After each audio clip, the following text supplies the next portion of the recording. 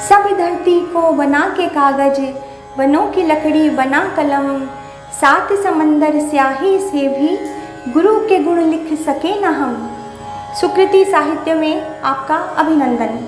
महर्षि वेदव्यास जी का जन्म दिवस गुरु पूर्णिमा के रूप में आषाढ़ मास की पूर्णिमा को मनाया जाता है। भगवान विष्णु के अंशावतार वेदव्यास जी स्वयं ईश्वर के स्वरूप हैं। वेदव्यास जी ने वेदों का व्यास अर्थात उनका विभाग कर वेदों का ऋग्वेद, यजुर्वेद, सामवेद तथा अथर्ववेद आदि नामों से नामकरण किया था। इस कारण वेदों का व्यास करने से ये महर्षि वेदव्यास के नाम से प्रसिद्ध हुए। वेदों, पुराणों, उपनिषदों के प्रवक्ता आज भी जिस आसन पर विराजित होकर प्रवचन करते हैं उसे व्यास गद्दी के नाम से संबोधित किया जाता है। गुरु पूजा का ये महान पर्व महर्षि वेदव्यास जी को ही समर्पित है। गुरु की महिमा का महान संतों और कवियों ने अपने अपने शब्दों में बड़ा ही गुणगान किया है। महाकवि तुलसीदास जी ने श्रीमद् रामचरितमानस में, महान संत कबीरदास जी ने अमृतवाणी में गुरु की महानता और विशालता का बड़ा ही अद्भुत वर्णन किया है। बंदौ गुरुपद कंज, कृपा सिंधु नर रूप हरि, महामोहतम पुंज, जासु बचन रवि कर निकर। मैं उन गुरु महाराज के चरण कमल की वंदना करता हूँ जो कृपा के समुद्र और नर रूप में श्री हरि ही हैं और जिनके वचन महामोह रूपी घने अंधकार का नाश करने के लिए सूर्य किरणों के समूह हैं। बंदौ गुरुपद पदुम परागा, सुरुचि सुबास सरस अनुरागा, अमीय मूरिमय चूरन चारु, समन सकल भव रुज परिवारु। मैं गुरु महाराज के चरण कमलों की धूल की वंदना करता हूँ जो सुरुचि, सुंदर स्वाद, सुगंध तथा अनुराग रूपी रस से पूर्ण है। वह अमर मूल संजीवनी जड़ी का सुंदर चूर्ण है जो संपूर्ण भव रोगों के, जन्म मृत्यु रूपी रोगों के परिवार का नाश करने वाला है। श्री गुरुपद नख मणिगण ज्योति, सुमिरत दिव्य दृष्टि हिया होती, दलन मोहतम सोस प्रकाशु, बड़े भाग उर आवई जासु। श्री गुरु महाराज के चरण नखों की ज्योति मणियों के प्रकाश के समान है, जिसके स्मरण करते ही हृदय में दिव्य दृष्टि उत्पन्न हो जाती है। वह प्रकाश अज्ञान रूपी अंधकार का नाश करने वाला है और वह जिसके हृदय में आ जाता है उसके बड़े भाग्य हैं। गुरुपद रज मृदु मंजुल अंजन, नयन अमीय दृग दोष विभंजन, तेहि करि विमल विवेक विलोचन, बरनउ राम चरित भव मोचन। श्री गुरु महाराज के चरणों की रज, चरणों की मिट्टी कोमल और नैनों के लिए अमृत के समान काजल है जो नेत्रों के दोषों का नाश करने वाला है।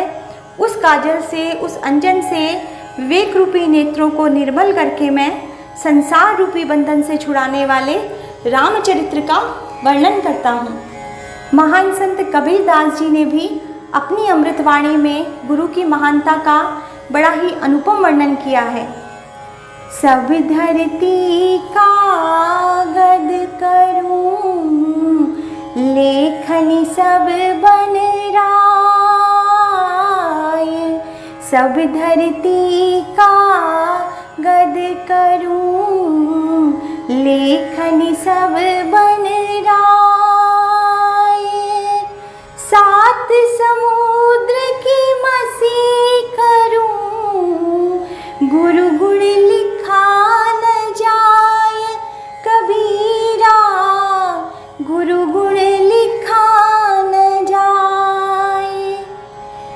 सारी धरती को कागज मान लिया जाए, सारे जंगल वनों की लकड़ी की कलम बना ली जाए तथा सातों समुद्रों की स्याही हो तो भी गुरु के गुण नहीं लिखे जा सकते।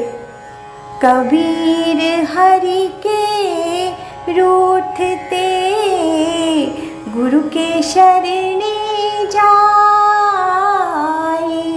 कबीर हरि के रूठते गुरु के शरणे जाए। कहे कबीर गुरु रूठते हरि नहीं होत सहाय। कबीरा हरि नहीं होत सहाय। कबीरदास जी कहते हैं कि भगवान रूठ भी जाए तो निश्चिंत होकर गुरु की शरण में चले जाइए, गुरु सब संभाल लेंगे। पर यदि गुरु रूठ जाए तो भगवान भी आपकी कोई सहायता नहीं कर सकते। गुरु मूरति गति चंद्रमा सेवक नैन चकोर। गुरु मूरति गति चंद्रमा सेवक नैन चकोर। आठ पहर निरखत रहे गुरु मूरति की ओर। कबीरा गुरु मूरति की ओर। गुरु की पावन मूर्ति तो चंद्रमा के समान है और सेवक के शिष्य के नेत्र चकोर के समान हैं।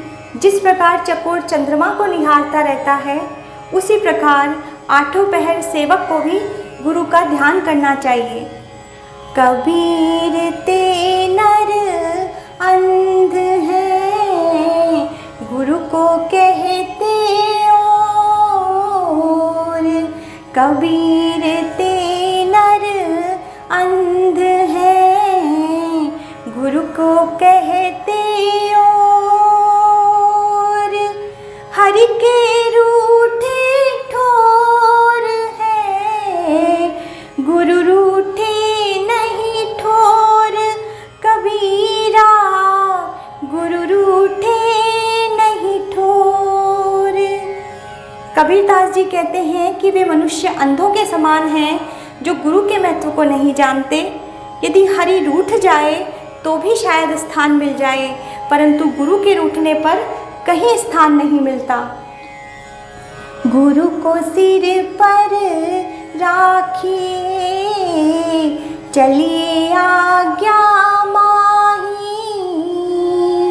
गुरु को सिर पर राखिए चलिए आज्ञा माही।